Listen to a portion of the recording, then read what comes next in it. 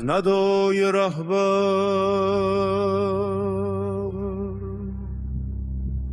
دلها پر از جرأت شد،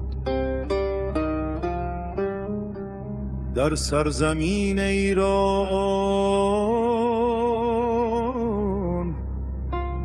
عزم همیشه زنده بود.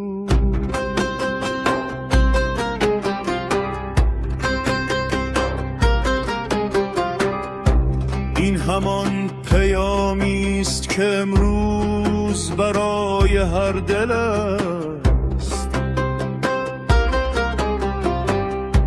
درسی از ایستادگی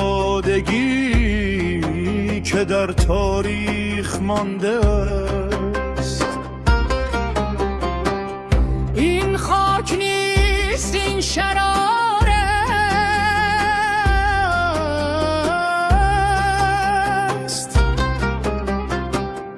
در هر دل یک بیداریست.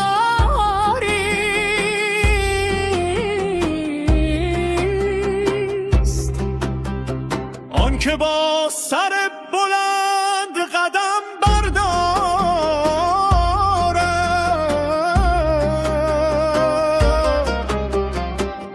در راهش چه دشواری،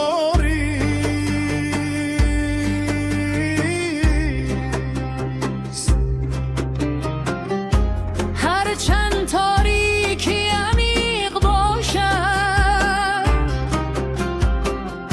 یک شعله کافی خواهد بود. وقتی ملتی تصمیم بگیرد،